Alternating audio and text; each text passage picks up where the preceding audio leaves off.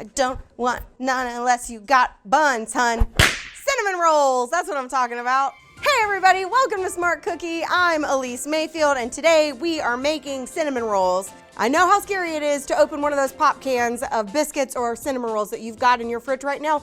I am going to help you avoid that fear because we're just gonna make them from scratch. From scratch! The first thing you're gonna wanna do is get some warm water, a little bit of sugar, because yeast needs sugar. And then you're gonna use a packet of Fleischmann's active dry yeast. I'm just pouring the yeast into the warm water with a little bit of sugar. Smart Cookie fact of the day, yeast is a microorganism, was developed in World War II by the Fleischmann's company. It was meant to be something that soldiers could use in the military for baking. It's a shelf-stable yeast. So this has been around since World War II and by the same company, Fleischmann's. Fleischmann's Smart Cookie. Hashtag not sponsored, but I could be. Once you've combined your water, your yeast, your sugar, you're gonna let that sit for about 5 minutes. You'll know that when it's ready, when it starts to kind of foam up. In the meantime, you are gonna get your other ingredients. So bread flour. Bread flour has a higher gluten content than regular flour, and it's gonna help with that kind of chewy, sumptuous texture. You're gonna start by creaming your butter. So you're going, this is a stick of butter, half cup of butter. I'm gonna go ahead and add my sugar so we can cream the butter and the sugar together. So there's my sugar. You're gonna wanna let it go until it gets kind of creamy and fluffy. I'm gonna show you this yeast in a second. It is like really doing a thing. Okay, great. So now we're gonna add our eggs, and I'm gonna crack these and scramble them lightly. So now we've got butter, sugar, eggs, kind of a start to a normal old cake, but now we're gonna add our yeast. So I don't know if you can see this. I think you can because there's cameras. It's alive! It's alive! Thunder, lightning! Ah! Yeast is so scary. Like, it really is. Like, this is a live thing, which is used to frighten me, and it's now like, this is super cool. Like, we are baking with science. This is science. So you're gonna go ahead and pour your yeast in there. And I don't wanna get rid of too many of those bubbles, so I'm just gonna put this on like the lowest setting to combine. And it smells delicious, but don't eat it right now. You'll be sadly disappointed if you try to eat this right now. It's not good. Now we're gonna start adding our dry ingredients. So I'm gonna go ahead and put in some nutmeg for a holiday flavor. So just on a low speed, I'm gonna add the rest of our salt, a little bit of lemon juice for a kick. And I'm also gonna add a cup of whole milk. Don't worry if this looks funky right now. It's supposed to look funky right now, all right?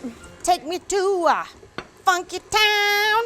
All right, so I'm gonna slowly add this in.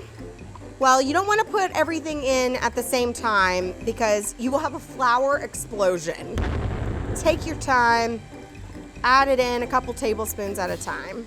Home stretch, rounding third base, sliding into home. Woo! So you can tell this is thickened up. It is a sticky, doughy mess. Go ahead and get all your dough off your hook. So you're gonna wanna heavily flour your surface. I would go ahead and use more bread flour. Now, you're gonna scrape this out of your bowl. Hiya! I floured my surface, but I also like to flour the top of this so that when I go to knead it, it doesn't automatically get stuck to my hands. What I like to do is basically fold and push. So you're folding and pushing, and you just keep turning. So I fold, I turn, and then I push again, turn, fold, push, turn. I find this to be incredibly therapeutic. It just feels good, you know? It should feel like patting a baby's butt. That's my tip for this. When you roll this into a nice little circle, it should feel like patting a little baby's butt. Okay, once you've gotten your dough ready, you want a big bowl, and you're gonna give it a spray. Take it off your surface, plop it right in. Then you can cover it with a towel. You're gonna wanna find a space in your house that doesn't have any drafts, is maybe a little bit warmer, so that this can rise for an hour, 2 hours. You're looking for it to double in size from where it is now, okay? Cool. Goodbye. 2 hours later, so now that our dough has doubled in size, we are ready to make some cinnamon roll magic. All right, so first things first, heavily flour your surface again. Look at that, it's like snow. Oh. Oh. And then we just turn this out. And we're gonna kind of punch the air out of this dough. Now, we're gonna roll this out into a big rectangle. You want your dough to be maybe like 1/4 of an inch thick. So that should give you like a pretty good guideline of how big your rectangle should be. You're gonna wanna make this pretty thin. No cinnamon roll is complete without butter. You need a whole stick of butter right here, whole stick of it. And it needs to be really soft. All right, so you're just gonna evenly spread this over the whole thing, leaving about an inch border. You're gonna be like, Elise, why is there so much butter? And I'll be like, because it's delicious. Gotta stick together. That's a song, isn't it? Oh, Al Green. Let's stay together. Okay, now we've got a combo of brown sugar, granulated sugar, and cinnamon. While I'm doing this, I have an interesting smart cookie fact about cinnamon rolls. Now, apparently cinnamon rolls are a traditionally Swedish dessert.